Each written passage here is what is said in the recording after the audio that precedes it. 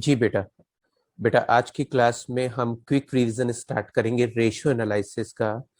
होता ये है कि जब हम लोगों के एग्जाम्स आते हैं तो हम चाहते हैं, हमारे पास टाइम की शॉर्टेज होती है और हम चाहते हैं कि जल्दी से हमें किसी पर्टिकुलर टॉपिक का जो भी हमें करना हो उसका फास्ट रिवीजन मिल जाए, क्विक रिवीजन मिल जाए। तो बेटा आज की इस वीडियो क्लास में हम रेशियो एनालिसिस का क्विक रिवीजन करेंगे। बेटा जो आप वीडियो देख रहे हैं इसके टाइमलाइन पर आपको अलग अलग रेशियोज का स्ट्रिप दिया होगा, यानी टाइमलाइन पे मेंशन हो रहा होगा कि कब लिक्विडिटी रेशियो शुरू हो रहा है, कब सॉल्वेंसी रेशियो हो रहा है, कब टर्नओवर रेशियो है और कब प्रॉफिटेबिलिटी रेशियो है।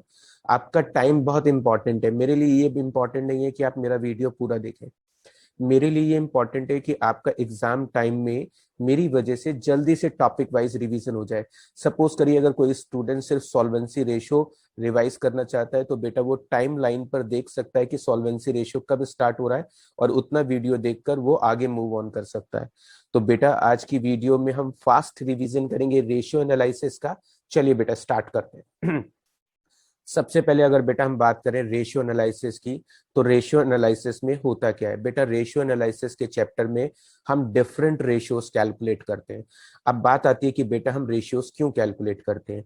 बेटा रेशियोज जो है किसी भी कंपनी की परफॉर्मेंस को जज करने के लिए कैलकुलेट किए जाते हैं। हम ये देखना चाहते हैं कि ये पर्टिकुलर कंपनी कैसा परफॉर्म कर रही है, तो उसकी परफॉर्मेंस को जज करने के लिए हम different type of ratios calculate करते हैं। जो रेशियोज हम इस साल उसके कैलकुलेट कर रहे हैं उन रेशियोज का हम उसके प्रीवियस ईयर की इंफॉर्मेशन से, यानी जो प्रीवियस ईयर में हमने रेशियोज कैलकुलेट किए थे उनसे कंपैरिजन करते हैं, जिसके बेसिस पे हमें पता चल जाता है कि इस साल हमारी कंपनी परफॉर्म कर रही है, बेटर परफॉर्म कर रही है, या लास्ट ईयर के कंपैरेटिवली हमारी कंपनी की परफॉर्मेंस डाउन हो रही है। डन बेटा। या फिर हम अपनी कंपनी का किसी दूसरी कंपनी से कंपैरिजन कर सकते हैं और अपनी कंपनी की परफॉर्मेंस को जज कर सकते हैं। तो हम रेशियो एनालिसिस में डिफरेंट रेशियोज कैलकुलेट करते हैं सिर्फ कंपनी के परफॉर्मेंस को जज करने के लिए। बेटा अगर हम बात करें कि टाइप्स ऑफ रेशियोज, कि रेशियोज कितनी तरह के होते हैं, तो बेटा रेशियोज 4 तरह के होते हैं। फर्स्ट नंबर पे आता है बेटा जी लिक्विडिटी रेशियो। फर्स्ट नंबर पे आता है लिक्विडिटी रेशियो। जो लिक्विडिटी रेशियो होते हैं वो कंपनी की शॉर्ट टर्म फाइनेंशियल पोजीशन को जज करने के लिए चेक कैलकुलेट किए जाते हैं। इससे ये पता चलता है कि जो कंपनी है वो अपनी शॉर्ट टर्म ऑब्लिगेशंस पे करने के लिए कितना फाइनेंशियली स्ट्रांग है। डन। दूसरे नंबर पे आता है बेटा जी सॉल्वेंसी रेशियो, जिसमें कंपनी की हम लॉन्ग टर्म फाइनेंशियल पोजीशन को जज करते हैं और ये देखते हैं कि हमारी जो कंपनी है वो लॉन्ग टर्म ऑब्लिगेशंस यानी लॉन्ग टर्म लाइबिलिटी को पे करने में कितना फाइनेंशियली स्ट्रांग है। तीसरे नंबर पे आता है बेटा जी टर्नओवर रेशियो, जहां पर हम डिफरेंट रेशियोज कैलकुलेट करते हैं on the basis of sales. Turnover को बेटा सेल्स बोलते हैं। सो सेल्स के बेसिस में हम डिफरेंट रेशियोज कैलकुलेट करते हैं। फोर्थ नंबर पे आता है बेटा जी प्रॉफिटेबिलिटी रेशियोज, जहां पर हम कंपनी की अर्निंग कैपेसिटी को कैलकुलेट करते हैं on the basis of sales.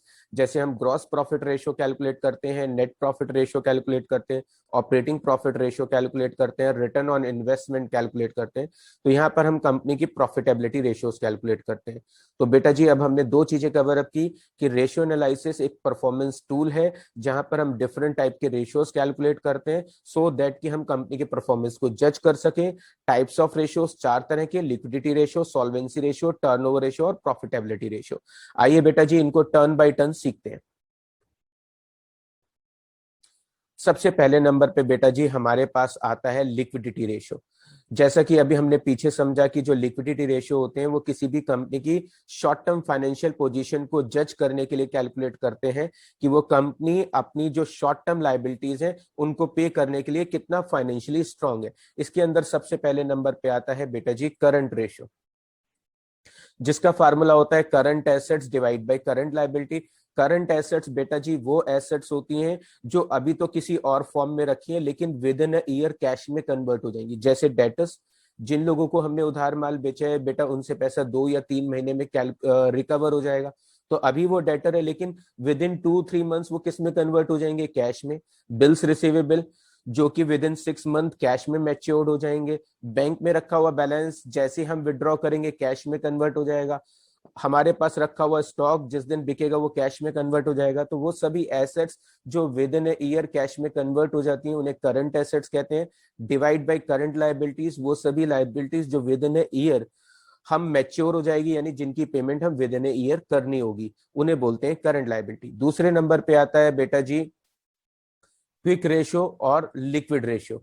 इसको बेटा जी एसिड टेस्ट रेशियो भी आप बोल सकते हैं। तो इसके तीन नाम हो गए, quick ratio, liquid ratio, acid test ratio.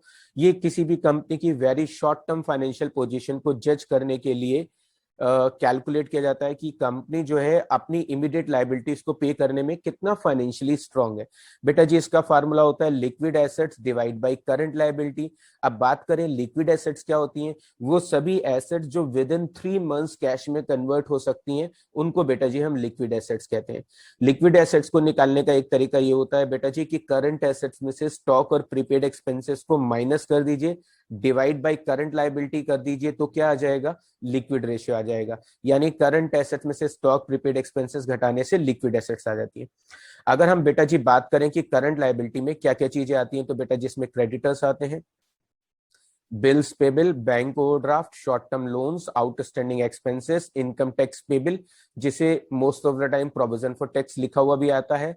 Unclaim dividend, वो डिविडेंड जो कंपनी ने अनाउंस कर दिया लेकिन पब्लिक की साइड से अभी कंपनी से कलेक्ट नहीं किया गया है, उसको बोलते हैं unclaim dividend. Provision for tax और प्रपोज डिविडेंड, जो कंपनी ने डिविडेंड अनाउंस कर दिया है बट जिसका पेमेंट होना बाकी है। तो बेटा जी इन सभी को हम लोग क्या बोल रहे हैं, अपनी करंट लायबिलिटी। तो बेटा जी ये हमारी करंट लायबिलिटीज हो गई जो विद इन ए ईयर हमें पे करनी है। उसके बाद आता है सेकंड नंबर पे बेटा जी करंट एसेट्स क्या होती हैं। इसमें बेटा जी कैश आता है, बैंक बैलेंस आता है, डेटर्स जिनसे हमें पैसा कलेक्ट करना है, bills receivable, stock, short term investment, marketable securities जिसको हम करंट इन्वेस्टमेंट भी बोलते हैं, प्रीपेड एक्सपेंसेस, एडवांस पेमेंट, अगर हमने किसी को कोई एडवांस पेमेंट दिया हुआ है तो बेटा जी वो यहाँ पर आएगा एडवांस पेमेंट। तो ये सभी बेटा जी हमारी करंट एसेट्स होती हैं जो with in a year cash में कन्वर्ट होने की पॉसिबिलिटीज होती है जिनकी। लिक्विड एसेट्स की बात करते हो तो बेटा जितनी भी करंट एसेट्स हैं वो सभी लिक्विड एसेट्स होती हैं बेटा जी, एक्सेप्ट स्टॉक। जो स्टॉक होता है बेटा जी वो हमारा लिक्विड एसेट्स में इंक्लूड नहीं होता, और जो प्रीपेड एक्सपेंसेस होते हैं बेटा जी वो भी लिक्विड एसेट्स में इंक्लूड नहीं होते। तो एक्सेप्ट स्टॉक और प्रीपेड एक्सपेंसेस बाकी की जितनी भी एसेट्स हैं हम उनको लिक्विड एसेट्स कहते हैं। अब कुछ ऐसी छोटी छोटी टर्म्स हैं जो करंट रेशियो, क्विक रेशियो या लिक्विड रेशियो का फार्मूला कैलकुलेट करते समय हमें नीड होती है जिनकी। तो बेटा जी working capital is equal to CA minus CL होता है बेटा जी। इसके अलावा बेटा जी करंट एसेट में से करंट लायबिलिटी घटाएं तो वर्किंग कैपिटल आएगा। Total debt is equal to होता है long term debt plus CL। Total debt बोलते हैं बेटा जी आउटसाइड लायबिलिटीज को, वो सभी लायबिलिटीज जिनकी पेमेंट हमें आउटसाइडर को देनी है उनको हम टोटल डेट कह सकते हैं या टोटल आउटसाइड लायबिलिटी कह सकते हैं। इसमें बेटा जी हमारे पास आता है लॉन्ग टर्म डेट, यानी वो सभी लायबिलिटीज जिनकी पेमेंट आफ्टर 1 ईयर के बाद पे करनी है। करंट लायबिलिटी यानी वो सभी लायबिलिटीज बेटा जिनकी payment with in a year हमको देनी होती है। अब एक और टर्म जो लिक्विड एसेट्स है जो हम समझ चुके हैं कि लिक्विड एसेट्स कैसे निकालना है, करंट एसेट में से स्टॉक और प्रीपेड एक्सपेंसेस घटा दीजिए तो जो चीज बचेगी बेटा जी वो हमारी लिक्विड एसेट्स होगी। आपको क्या है जब क्वेश्चन सॉल्व करेंगे तो एक बात बहुत इंपॉर्टेंट होती है एग्जाम से पहले जो आपके दिमाग में रहनी चाहिए कि कई बार क्या है क्वेश्चन में करंट लायबिलिटी भी आ जाता है और क्रेडिटर भी आ जाता है। यानी क्वेश्चन सॉल्व करते समय आपको करंट लायबिलिटी 1 लाख दिया हुआ है और क्रेडिटर 50,000 दिए, तो बेटा अगर दोनों चीजें आ जाएं तो आप करंट लायबिलिटी का ही यूज करिएगा, क्रेडिटर का आप यूज मत करिएगा। क्रेडिटर आपको वहां पर कंफ्यूज करने के लिए दिया है। तो बेटा जी अगर आपको मेन हेडिंग भी दी है और उसका सब हेडिंग पार्ट भी दिया है तो सब हेडिंग का यूज नहीं होगा, सिर्फ मेन हेडिंग वाली वैल्यू का यूज होगा। डन बेटा, ये हमने liquid ratio, liquidity ratio revise किया। आइए बेटा सॉल्वेंसी रेशियो रिवाइज करते हैं बेटा। सॉल्वेंसी रेशियो में बेटा जी बेसिकली हाँ ये सॉल्वेंसी रेशियो जो होते हैं किसी भी कंपनी की लॉन्ग टर्म फाइनेंशियल पोजीशन को जज करने के लिए कैलकुलेट किए जाते हैं। यानी कंपनी अपनी लॉन्ग टर्म लायबिलिटीज को पे करने के लिए कितना फाइनेंशियली स्ट्रांग है, ये हमें सॉल्वेंसी रेशियो से पता चलता है। अगर हम बात करें बेटा जी इसमें कौन कौन से रेशियोस आते हैं, तो बेटा जी इसमें एक डेट इक्विटी रेशियो आता है, एक प्रोप्राइटरी रेशियो आता है, एक assets to long term debt ratio आता है, और एक डेट सर्विस रेशियो जिसे मोस्टली इंटरेस्ट कवरेज रेशियो के नाम से भी जानते हैं। तो ये 4 तरह के रेशियो सॉल्वेंसी रेशियो में कवर अप होते हैं। डेट इक्विटी रेशियो का फार्मूला क्या होता है बेटा जी, इसका फार्मूला होता है long term date divide by share holder fund. Long term date की बात करें बेटा जी वो सभी लायबिलिटीज आउटसाइड लाइबिलिटीज जिनकी पेमेंट बेटा हमें 1 साल के बाद पे करनी है। इसके अंदर क्या क्या आता है बेटा, जिसमें डिबेंचर्स आते हैं, पब्लिक डिपॉजिट आती है, बैंक लोन आता है, सिक्योर्ड लोन आता है, अनसिक्योर्ड लोन आता है, long term provisions, provident fund, और इसके अलावा क्रेडिटर्स जिनकी पेमेंट हमें 12 महीने के बाद देनी हो। तो बेटा जी ये सभी हमारे क्या है, लॉन्ग टर्म डेट्स है। उसके बाद आता है बेटा जी शेयर होल्डर फंड। किसे कहते हैं? शेयर होल्डर फंड बोलते हैं बेटा जी ऑनर फंड को, मालिक के पैसे को। आप जानते हैं कि एक कंपनी में मालिक कौन होता है? एक कंपनी में बेटा मालिक होते हैं उसके इक्विटी शेयर होल्डर और प्रेफरेंस शेयर होल्डर। तो शेयर होल्डर फंड कैसे निकलता है? इक्विटी शेयर कैपिटल, यानी equity share capital plus preference share capital plus reserve surplus, यानी जितनी भी कंपनी की सेविंग्स और फंड्स होते हैं वो ऑनर का ही पैसा होता है, इसलिए उसमें प्लस कर देते हैं, माइनस मिसलेनियस एक्सपेंसेस या फिर फिक्टिशियस एसेट्स, यानी ऐसे लॉसेस जिन्हें अभी हम पीएनएल से राइट ऑफ नहीं कर पाए। बेटा जी इन सभी को हम जोड़ दें तो हमारे पास आ जाएगा शेयर होल्डर फंड। फिर से बोलता हूं, equity share capital plus preference share capital plus reserve surplus minus miscellaneous expenditure. अगर बात करें बेटा जी रिजर्व सरप्लस में क्या क्या आता है, तो बेटा जी रिजर्व सरप्लस में आता है जनरल रिजर्व, कैपिटल रिजर्व, इसके अलावा profit and loss, accumulated profit, यानी जो हमने पिछले 4-5 साल का प्रॉफिट इकट्ठा कर रखा है उसको बोलते हैं एक्यूमुलेटेड प्रॉफिट, सिक्योरिटी प्रीमियम। आप जानते हैं जब कोई कंपनी अपना 10 वाला शेयर मार्केट में 12 रुपए का बेचती है तो वो जो पर शेयर 2 रुपए एक्स्ट्रा पब्लिक से ले रही है उसको सिक्योरिटी प्रीमियम बोलते हैं। Any kind of reserve, WCF बेटा वर्कमैन कंपनसेशन फंड, और इन्वेस्टमेंट फ्लक्चुएशन रिजर्व। बेटा जी ये सभी चीजों को जोड़ दें तो आपके पास क्या आ जाएगा, रिजर्व सरप्लस। आपको एग्जाम में याद रखना है कि अगर आपको क्वेश्चन में रिजर्व सरप्लस भी दिया है और जनरल रिजर्व भी दिया है, यानी दोनों चीजें एक साथ दे देता है टीचर, तो वो आपको कंफ्यूज करने की कोशिश कर रहा है। रिजर्व सरप्लस जो है इन सभी पॉइंट्स का टोटल है बेटा जी। तो जनरल रिजर्व उसके अंदर ऑलरेडी इंक्लूड होता है। अगर दोनों चीजें आते हैं तो जनरल रिजर्व को आपको इग्नोर करना है, केवल रिजर्व सरप्लस को लेना होगा। डन बेटा जी। उसके बाद आता है मिसलेनियस एक्सपेंडिचर। बेटा जी मिसलेनियस एक्सपेंडिचर बेसिकली क्या होते हैं? बेटा जी वो लॉसेस या वो एक्सपेंसेस जिन्हें अभी हम पीएनएल से राइट ऑफ नहीं कर पाए, यानी ऐसा खर्चा जो लार्ज अमाउंट का है जिसे हम एक साथ पीएनएल में एज एक्सपेंस शो नहीं कर सकते थे, थोड़ा थोड़ा करके हम उसे एज ए एक्सपेंस शो कर रहे हैं, तो जो पार्ट उसका फ्यूचर में अभी हमें राइट ऑफ करना होता है उनको बोलते हैं बेटा जी मिसलेनियस एक्सपेंडिचर या फिर फिक्टिशियस एसेट्स। तो बेटा जी इसमें प्रीलिमिनरी एक्सपेंसेस आते हैं, शेयर इश्यू एक्सपेंस आते हैं, डिस्काउंट ऑन डिबेंचर और अंडरराइटिंग कमीशन। अगर ये 4 चीजें होंगी तो बेटा शेयर होल्डर फंड निकालते समय हमें माइनस करना है। एक और इंपॉर्टेंट बात कि अगर मिसलेनियस एक्सपेंसेस भी दिया और प्रीलिमिनरी एक्सपेंस भी दिया है, दोनों चीजें आती हैं, तो आप मिसलेनियस एक्सपेंडिचर को लीजिएगा, प्रीलिमिनरी एक्सपेंस का यूज नहीं होगा। आइए बेटा जी प्रोप्राइटरी रेशियो, इसका फार्मूला होता है share holder fund divide by total assets into 100। Share holder fund कैसे निकालते हैं आप जानते हो, टोटल एसेट्स आपको पता है कि fixed assets plus investment plus current assets. अगर हम फिक्स्ड एसेट्स, इन्वेस्टमेंट और करंट एसेट्स को जोड़ दें बेटा जी तो हमारे पास क्या आ जाएगी, टोटल एसेट्स। या फिर एक तरीका ये हो सकता है कि आप सारी लाइबिलिटीज को जोड़ दीजिए, जो सारी लाइबिलिटीज का समय इक्वल टू टोटल लाइबिलिटी होगा, और आप जानते हैं कि total liability is equal to total assets. तो बेटा जी share holder fund plus long term debt plus current liability, इन तीनों को जोड़ दें तो टोटल लाइबिलिटी आ जाती है, और जानते हैं कि आप लाइबिलिटी इक्वल टू किसकी होती है, एसेट्स। ओके बेटा जी, तीसरे नंबर पे आता है assets to long term debt ratio. इसका फार्मूला होता है total assets divide by long term debt. इसके अलावा आता है हमारे पास डेट सर्विस रेशियो या इंटरेस्ट कवरेज रेशियो। इसका फार्मूला होता है बेटा जी net profit before interest and tax, net profit before interest and tax divide by fixed interest charges. यानी सिंपली आप ऐसे समझ सकते हैं net profit before interest and tax को डिवाइड करना है इंटरेस्ट के अमाउंट से, तो आपके पास आ जाएगा इंटरेस्ट कवरेज रेशियो। इससे ये पता चलता है कि इंटरेस्ट को पे करने के लिए हमारे पास ऑलरेडी कितना नेट प्रॉफिट रखा है। मान लीजिए नेट प्रॉफिट 1 लाख रुपए है और बेटा जी इंटरेस्ट आपका 10,000 है, तो 1 लाख का प्रॉफिट है, 10,000 का इंटरेस्ट है, 1 लाख को 10,000 से डिवाइड करें तो बेटा जी इंटरेस्ट को पे करने के लिए 10 टाइम्स के बराबर पैसा रखा है। डन। कई बार क्या होता है, जो net profit before interest and tax होता है वो हम लोगों को सीधा सीधा नहीं दिया होता, तो आप समझ लीजिए बेटा जी नेट प्रॉफिट में से सबसे पहले इंटरेस्ट माइनस होता है, तो जो बचेगा उसको बोलते हैं नेट प्रॉफिट बिफोर टैक्स। उसमें से बेटा जी माइनस करते हैं टैक्स पेड, तो आता है net profit after interest and tax. Mostly question में net profit after interest and tax दिया होता है, और अगर माइनस कर दें इसमें से प्रेफरेंस डिविडेंड, तो जो प्रॉफिट बचता है उसे बोलते हैं बेटा जी net profit for equity share holder.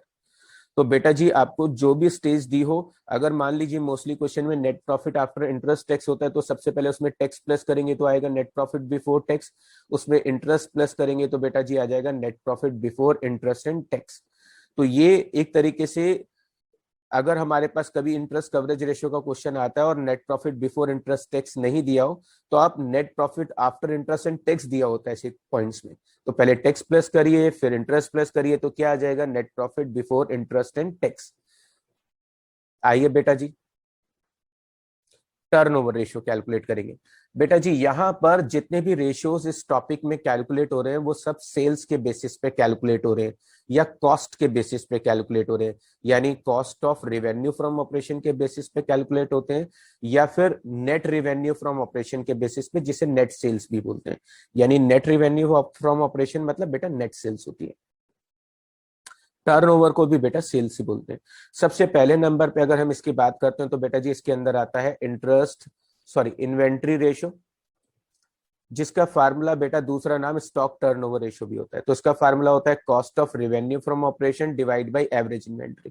अगर हम बात करें बेटा जी एवरेज स्टॉक की, कि एवरेज स्टॉक कैसे आता है या एवरेज इन्वेंट्री कैसे आता है, तो बेटा जी क्या करेंगे, एवरेज स्टॉक निकालना है तो opening stock plus closing stock divide by 2, तो क्या आ जाएगा बेटा जी हमारे पास एवरेज स्टॉक आ जाएगा। डन बेटा जी। इसके अलावा बेटा जी कॉस्ट ऑफ आरएफओ, यानी जिसे हम कॉस्ट ऑफ गुड्स सोल्ड भी कहते हैं, इसे निकालने के बेटा जी दो तरीके हैं हमारे पास, ये हमारे पास दो तरीके हैं। पहला तरीका बेटा जी cost of revenue from operation निकालना है, तो आप opening stock plus purchases plus direct expenses plus wages plus carriage inward, यानी जो एक्सपेंस ट्रेडिंग अकाउंट के 2 में आते हैं उन सबको जोड़ लीजिए, माइनस कर दीजिए क्लोजिंग स्टॉक, माइनस कर दीजिए परचेज रिटर्न। तो इन सब चीजों को अगर हम आपस में जोड़ घटा दे, तो बेटा जी जो चीज निकल कर आएगी उसको हम बोलेंगे cost of revenue from operation या कॉस्ट ऑफ गुड्स सोल्ड। इसको निकालने का एक तरीका बेटा जी और भी है। वो क्या तरीका है बेटा जी इसे कैलकुलेट करने का, कि आपको नेट रेवेन्यू फ्रॉम ऑपरेशन यानी नेट सेल में से ग्रॉस प्रॉफिट घटाना है। अगर आप नेट सेल में से ग्रॉस प्रॉफिट घटा देते हैं तो बेटा जी क्या आ जाएगा cost of revenue from operation. तो आपके पास दो तरीके होते हैं पूरे चैप्टर में cost of revenue from operation निकालने के।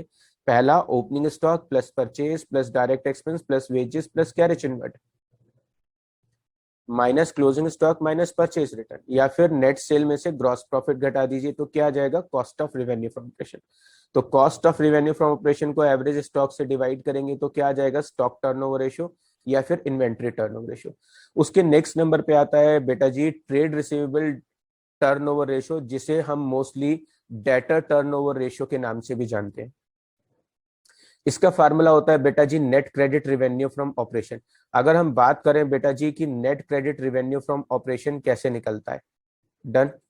अगर हम ये बात करें कि ये कैसे निकलता है बेटा जी, तो सबसे पहले net credit revenue from operation निकालना है, तो रिवेन्यू फ्रॉम ऑपरेशन यानी सेल्स में से कैश सेल्स घटा दीजिए, यानी रिवेन्यू फ्रॉम ऑपरेशन यानी cash sales minus cash revenue from operation यानी कैश सेल इजिकल टू बचेगा क्रेडिट रिवेन्यू फ्रॉम ऑपरेशन यानी क्रेडिट सेल, माइनस करेंगे सेल्स रिटर्न बेटा जी। अगर हम सेल रिटर्न घटाएंगे तो जो बचेगा वो हो जाएगा हमारे पास net credit revenue from operation. तो अगर हमको net credit revenue from operation निकालना है तो रिवेन्यू फ्रॉम ऑपरेशन यानी sales minus cash sale is equal to credit sale minus sale return, तो नेट क्रेडिट सेल आ जाएगी। ये है यहाँ पर लिख देंगे हम लोग नेट क्रेडिट सेल। डन बेटा। अब बात आती है कि अकाउंट्स रिसीवेबल कैसे निकलेगा बेटा जी। अगर हमको अकाउंट रिसीवेबल निकालना है तो ये हमारे पास इसके दो तरीके हैं बेटा जी अकाउंट रिसीवेबल को निकालने के।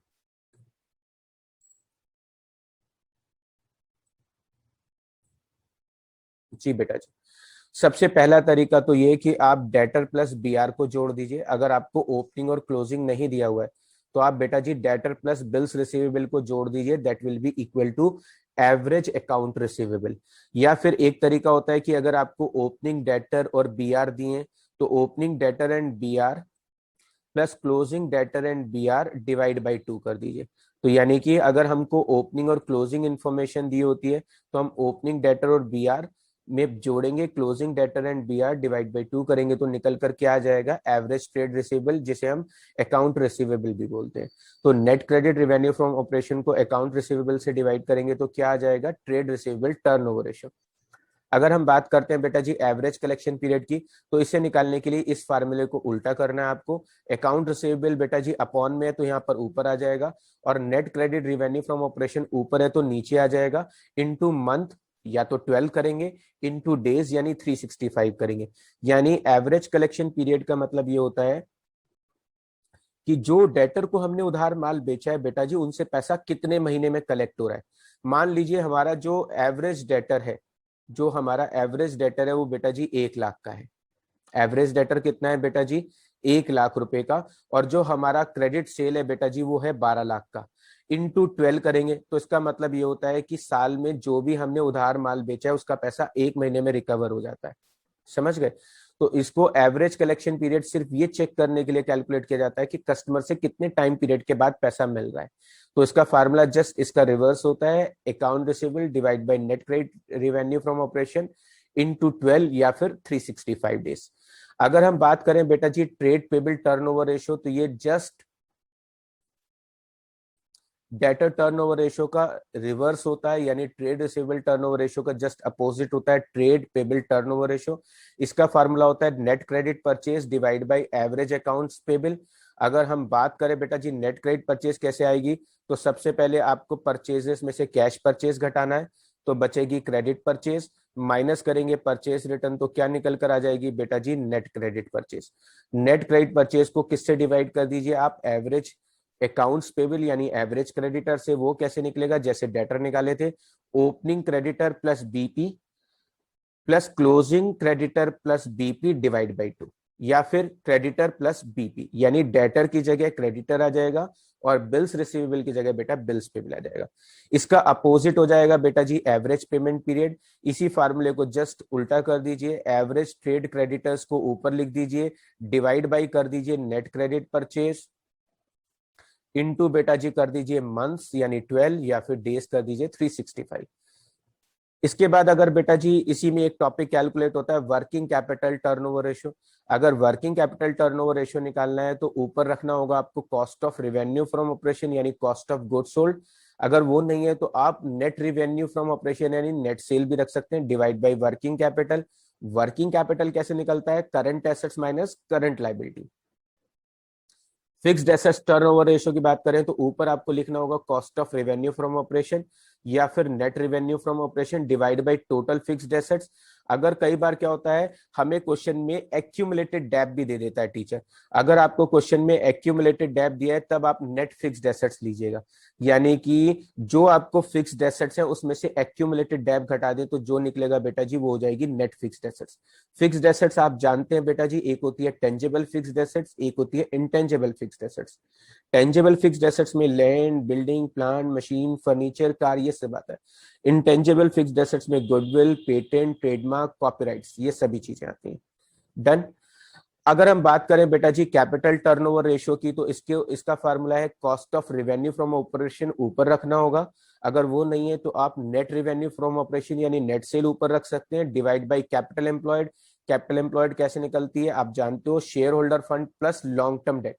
शेयर होल्डर फंड में लॉन्ग टर्म डेट जोड़ दें तो कैपिटल एम्प्लॉयड आ जाएगी। या फिर दूसरा तरीका कि फिक्स्ड एसेट्स में ट्रेड इन्वेस्टमेंट जोड़ दीजिए प्लस कर दीजिए करंट एसेट्स माइनस कर दीजिए करंट लायबिलिटी। एक और तरीका यह है कि फिक्स्ड एसेट्स में ट्रेड इन्वेस्टमेंट जोड़ दीजिए plus working capital. Working capital आप जानते हैं सीए माइनस सीएल होता है। तो कैपिटल एम्प्लॉयड निकालने के बेटा जी दो तरीके हैं, share holder fund plus long term debt पहला तरीका, या दूसरा fixed asset plus trade investment plus CA minus CL. और सीए माइनस सीएल की जगह वर्किंग कैपिटल आ जाता है तो डायरेक्ट डब्ल्यूसी प्लस कर दीजिए। तो ये हमने बेटा जी टर्नओवर रेशियो रिवाइज किए।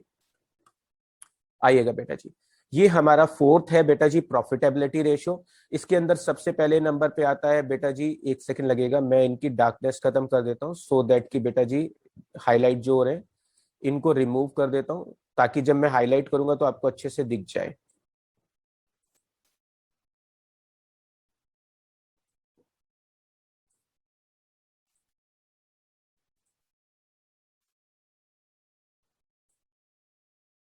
जी जी बेटा। सबसे पहले नंबर पे आता है ग्रॉस प्रॉफिट रेशियो। इसका फार्मूला होता है बेटा जी gross profit divide by net sale into 100। तो यहाँ पर हम ग्रॉस प्रॉफिट को डिवाइड कर देंगे बेटा जी किससे, ग्रॉस प्रॉफिट को डिवाइड कर दें नेट सेल इनटू 100 कर दें तो हमारे पास आ जाएगा ग्रॉस प्रॉफिट रेशियो। अगर बात करें बेटा जी ग्रॉस प्रॉफिट कैसे निकलता है, तो आप सभी लोग जानते हो कि अगर हमको ग्रॉस प्रॉफिट निकालना है तो नेट सेल में से cost of revenue from operation minus कर दीजिए। तो नेट सेल यानी नेट रेवेन्यू फ्रॉम ऑपरेशन में से cost of revenue from operation घटा दें तो क्या आ जाएगा, ग्रॉस प्रॉफिट। अगर हम बात करते हैं बेटा जी ऑपरेटिंग कॉस्ट रेशियो की और ऑपरेटिंग प्रॉफिट रेशियो की, तो पहली चीज तो आपको यह समझनी है कि अगर ऑपरेटिंग कॉस्ट रेशियो का आंसर 80% है तो ऑपरेटिंग प्रॉफिट रेशियो का आंसर 20% होगा, यानी ये दोनों मिलाकर हमेशा 100% होते हैं। बेटा जी अगर ये 70 है तो इट मींस ये 30 होगा, अगर ऊपर 60 है तो नीचे 40 होगा, यानी दोनों मिलाकर ऑपरेटिंग कॉस्ट रेशियो और ऑपरेटिंग प्रॉफिट रेशियो दोनों मिलाकर 100% होते हैं। अगर हम बात करें बेटा जी ऑपरेटिंग कॉस्ट रेशियो कैसे कैलकुलेट होता है, तो उसका फार्मूला होता है operating cost divide by net revenue from operation.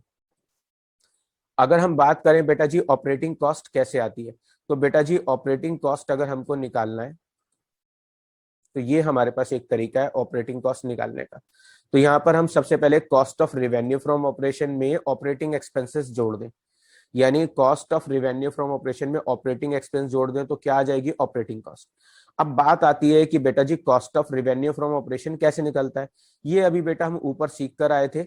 अभी हमने दो तरीके से इसे कैलकुलेट करना सीखा था। पहला तरीका कि आप ओपनिंग स्टॉक में प्लस कर लीजिए purchases plus direct expenses plus wages plus carriage inward minus closing stock minus purchase return, यानी ये सब चीजों को आपस में एडलेस कर दें तो हमारे पास निकल कर आ जाएगा cost of revenue from operation. इसका एक दूसरा तरीका है कि आप क्या करिए, आप नेट रिवेन्यू फ्रॉम ऑपरेशन यानी नेट सेल में से ग्रॉस प्रॉफिट घटा दीजिए। जब आप नेट सेल में से ग्रॉस प्रॉफिट घटाते हैं तो जो चीज बचती है उसको cost of revenue from operation या कॉस्ट ऑफ गुड्स सोल्ड कहते हैं। तो हमारे पास कॉस्ट ऑफ गुड्स सोल्ड को निकालने के दो तरीके, पहला और दूसरा।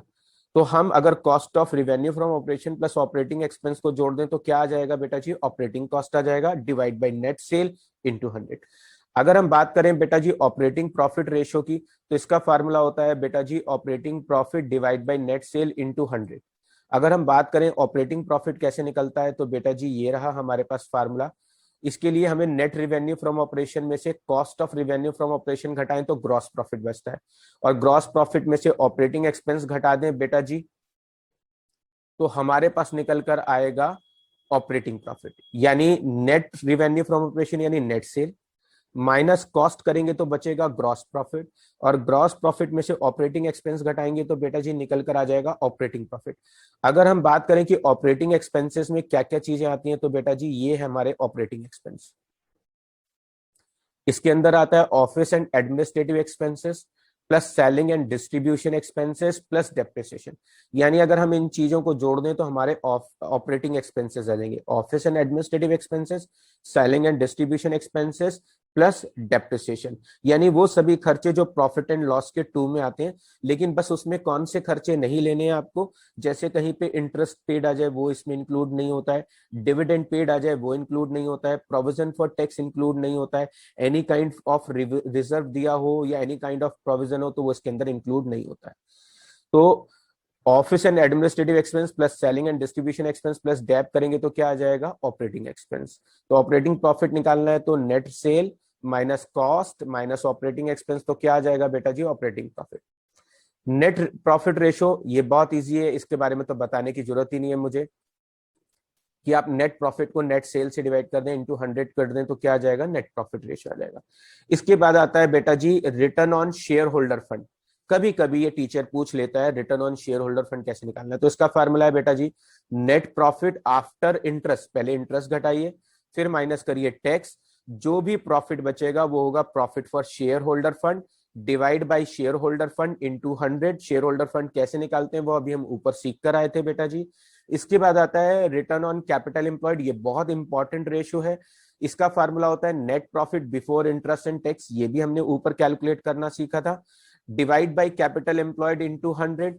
अब बात अगर हम करें कि बेटा जी कैपिटल एम्प्लॉयड कैसे निकलती है, तो आप जानते हो कि कैपिटल एम्प्लॉयड कैसे निकलती है। पहला तरीका कि share holder fund plus long term date जोड़ दे तो हमारे पास आ जाएगा कैपिटल एम्प्लॉयड, या फिर दूसरा तरीका कि फिक्स्ड एसेट्स में ट्रेड इन्वेस्टमेंट प्लस कर दें प्लस सीए माइनस सीएल कर दें, तो जो चीज निकल कर आएगी वो कैपिटल एम्प्लॉयड होगी। या फिर दूसरा तरीका हमारे पास कि फिक्स्ड एसेट्स में ट्रेड इन्वेस्टमेंट जोड़ दें प्लस वर्किंग कैपिटल कर दें, तो बेटा जी हमारे पास आ जाएगी कैपिटल एम्प्लॉयड।